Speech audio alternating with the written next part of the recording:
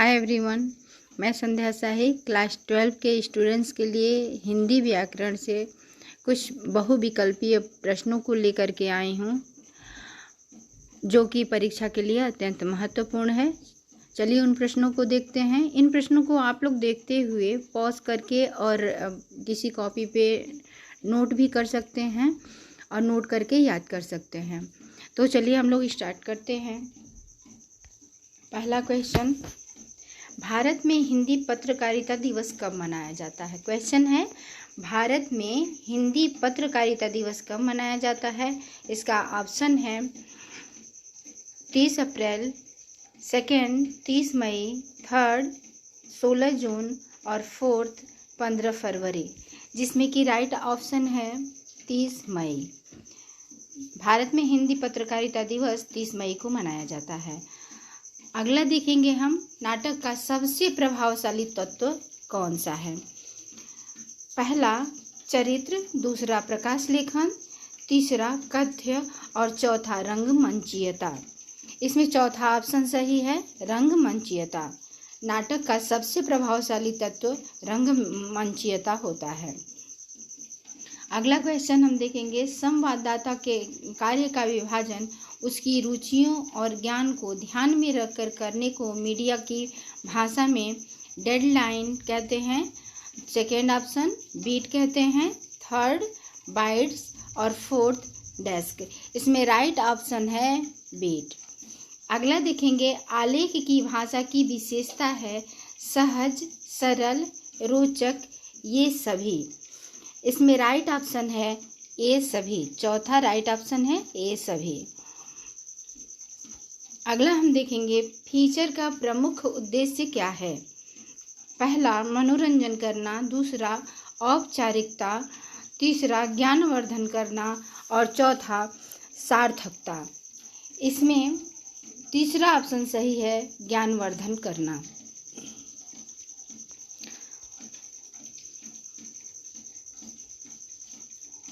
अगला क्वेश्चन है, सनसनी फैलाने के लिए अफवाहों, व्यक्तिगत आरोपों, प्रत्यारोपों आदि को महत्व देकर प्रकाशित करने वाली पत्रकारिता क्या कहलाती है? पहला है पीठ पत्रकारिता, दूसरा है खोजी पत्रकारिता, तीसरा है विशेषीकृत पत्रकारिता और चौथा है वैकल्पिक पत्रकारिता, जिसमें कि पहला ऑप्शन सही है, पीठ पत्रकारिता। अगला क्वेश्चन है, कविता लेखन का आवश्यक उपकरण कौन सा है? पहला है शब्द, दूसरा है बिंब, तीसरा है छंद और चौथा है ये सभी। इसमें चौथा ऑप्शन सही है, ये सभी। अगला है, समाचार का प्रवेश द्वार किसे माना जाता है? पहला इंट्रो, दूसरा बॉडी, तीसरा शीर्षक और चौथा समापन। इसमें चौथा ऑप्शन सही है, शीर्षक।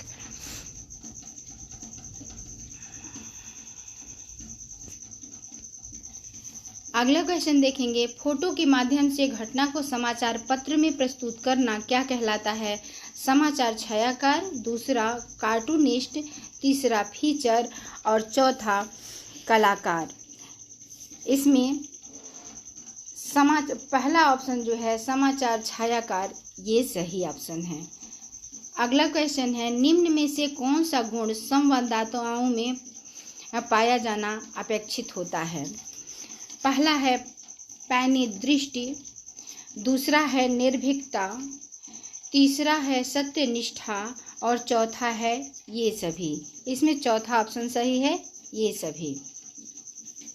अगला क्वेश्चन है, किसी भी समाचार पत्र के लेखन तथा संपादन से जुड़ा व्यक्ति क्या कहलाता है?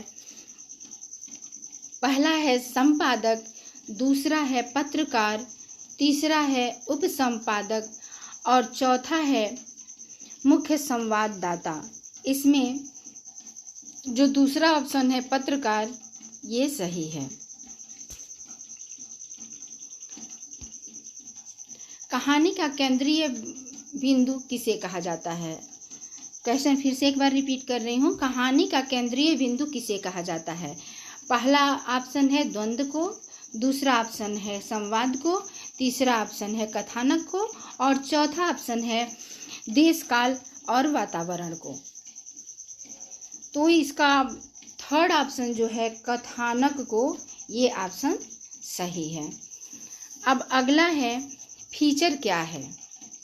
फीचर क्या है, इसका ऑप्शन है राजनीतिक विभाग विषय पर प्रधान लेख, दूसरा है सांस्कृतिक विषय पर प्रधान लेख, चौथा है किसी विशेष विषय पर प्रधान लेख और पांचवा है आर्थिक विषय पर प्रधान लेख, जिसमें कि किसी विशेष विषय पर प्रधान लेख, ये थर्ड नंबर का जो ऑप्शन है ये सही है।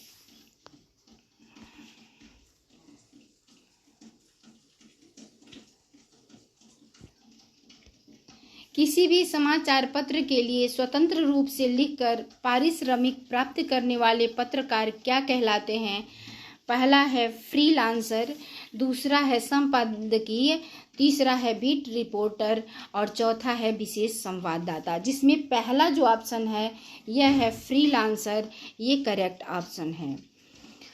अगला क्वेश्चन है नाटक का प्राण तत्व किसे कहा जाता है? पहला ऑप्शन है चरित्र को, दूसरा ऑप्शन है रंगमंचीयता को, तीसरा ऑप्शन है भाषा को और चौथा ऑप्शन है संवाद को।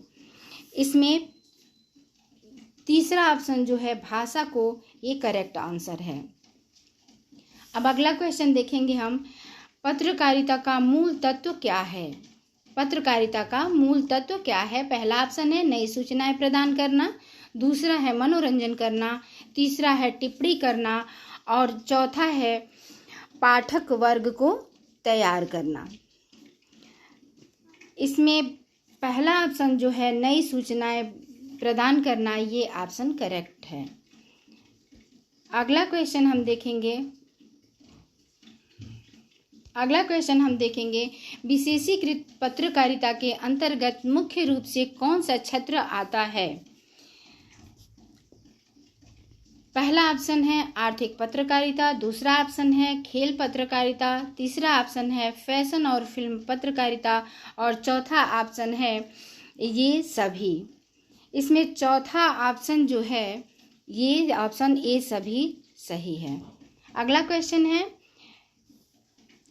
निम्नलिखित में से कौन सा फीचर लेखन का प्रकार नहीं है? पहला सामाजिक सांस्कृतिक फीचर, दूसरा घटनापरक फीचर, तीसरा मनोवैज्ञानिक फीचर और चौथा साहित्यिक फीचर। इसमें थर्ड नंबर का जो ऑप्शन है मनोवैज्ञानिक फीचर, ये ऑप्शन करेक्ट है। अब अगला क्वेश्चन हम देखेंगे महत्वपूर्ण लेखकों के लेखों की नियमित श्रृंखला को क्या कहते हैं? महत्वपूर्ण लेखकों के लेखों की नियमित श्रृंखला को क्या कहते हैं? पहला है टिप्पणियाँ, दूसरा है स्तंभ लेखन, तीसरा है विशेष लेखन और चौथा है बीट, जिसमें दूसरे नंबर का जो ऑप्शन है स्तंभ लेखन, ये करेक्ट आंसर है। अगला क्वेश्चन है फीचर लेखन में सत्य एवं तथ्य के साथ किसका समावेश होता है? तो पहला है इसमें कल्पना, दूसरा है रचनात्मकता, तीसरा है शीर्षक, चौथा है प्रासंगिकता। इसमें जो दूसरा ऑप्शन है रचनात्मकता, ये ऑप्शन करेक्ट है। अगला क्वेश्चन हम देखेंगे नाटक लेखन का दूसरा महत्वपूर्ण तत्व किसे माना जाता है? पहला है बिंब, दूसरा है छंद, तीसरा है शब्द और चौथा है भाषा। इसमें तीसरा ऑप्शन शब्द करेक्ट ऑप्शन है। अगला क्वेश्चन निम्नलिखित में से किस विधा में मनोगत भाव को कलात्मक रूप से अभिव्यक्त किया जाता है? पहला ऑप्शन है कहानी, दूसरा ऑप्शन है कविता, तीसरा ऑप्शन है नाटक और चौथा ऑप्शन है उपन्यास। इसमें दूसरा ऑप्शन जो है कविता, ये ऑप्शन करेक्ट ऑप्शन है। अगला क्वेश्चन है किसी विशेष क्षेत्र जैसे खेल, फिल्म आदि के लिए लिखने वाले पत्रकार को क्या कहा जाता है? पहला है बीट रिपोर्टर, दूसरा है विशेष रिपोर्टर, तीसरा है एंकर रिपोर्टर और चौथा है फील्ड रिपोर्टर। तो इसमें जो पहला ऑप्शन है बीट रिपोर्टर, ये ऑप्शन करेक्ट ऑप्शन है। अब अगला हम लोग देखेंगे, निम्नलिखित में से आधुनिक जनसंचार के माध्यम कौन से हैं? पहला टेलीविज़न, दूसरा इंटरनेट, तीसरा फिल्म और चौथा ये सभी। इसमें चौथा ऑप्शन ये सभी करेक्ट ऑप्शन है। अगला क्वेश्चन है, भारत में टेलीविज़न प्रसारण कब प्रारंभ हुआ? पहला ऑप्शन है 10 मार्च 1960 को, सेकेंड ऑप्शन 12 फरवरी 1958 को, थर्ड ऑप्शन 15 सितंबर 1959 को और फोर्थ ऑप्शन 8 अप्रैल 1957 को, जिसमें से कि थर्ड ऑप्शन जो है 16 सितंबर सन 1959 को, ये ऑप्शन करेक्ट ऑप्शन है। अगला क्वेश्चन, रेडियो समाचार की भाषा शैली होनी चाहिए व्याकरण शुद्धि से युक्त, दूसरा उच्चारण और श्रवण शुद्धि से युक्त, तीसरा है तत्सम शब्दावली से युक्त और चौथा है परिनिष्ठित और क्लिष्ट। तो इसमें सेकेंड ऑप्शन जो है उच्चारण और श्रवण शुद्धि से युक्त, ये ऑप्शन करेक्ट ऑप्शन है। अब अगला क्वेश्चन देखेंगे, कहानी में वास्तविकता का पुट लाने के लिए निम्नलिखित में से किसका प्रयोग किया जाता है? कहानी में वास्तविकता के पुट लाने के लिए निम्नलिखित में से किसका प्रयोग किया जाता है? पहला ऑप्शन है पात्र, दूसरा द्वंद्व, तीसरा देश काल एवं वातावरण और तीसरा चरमोत्कर्ष। इसमें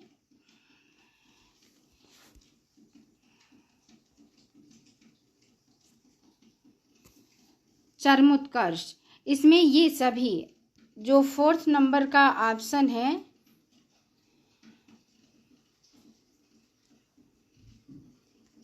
एक मिनट,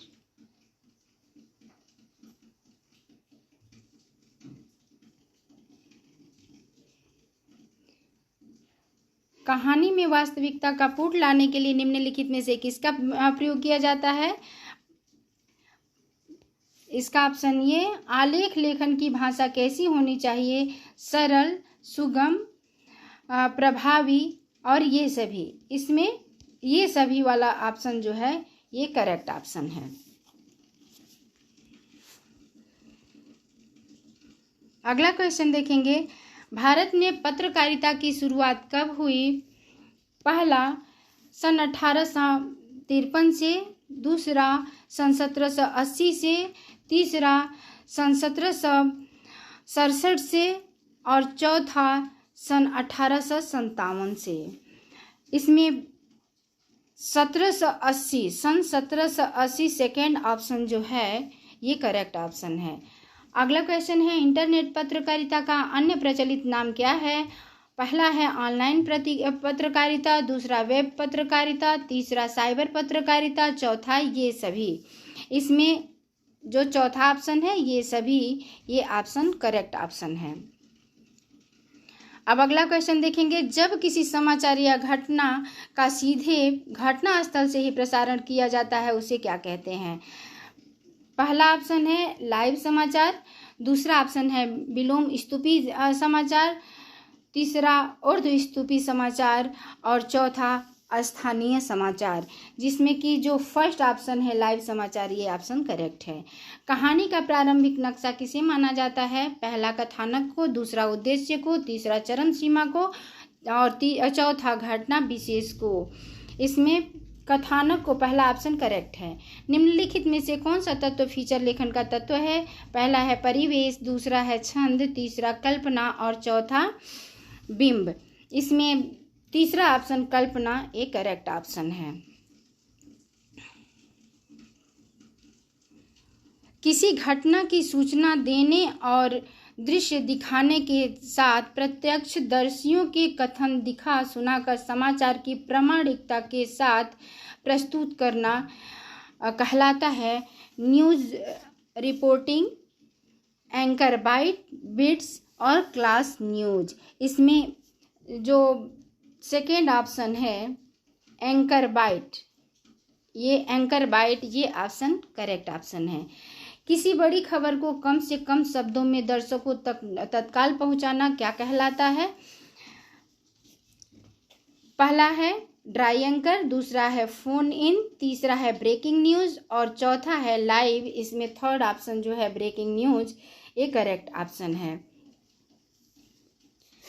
अगला क्वेश्चन है, भारत में कौन सा समाचार पत्र इंटरनेट पर उपलब्ध है? पहला हिंदुस्तान टाइम्स, दूसरा हिंदू, तीसरा टाइम्स ऑफ इंडिया और चौथा ये सभी। इसमें चौथा ऑप्शन ये सभी करेक्ट ऑप्शन है। अगला क्वेश्चन है, कहानी के पात्रों द्वारा अपने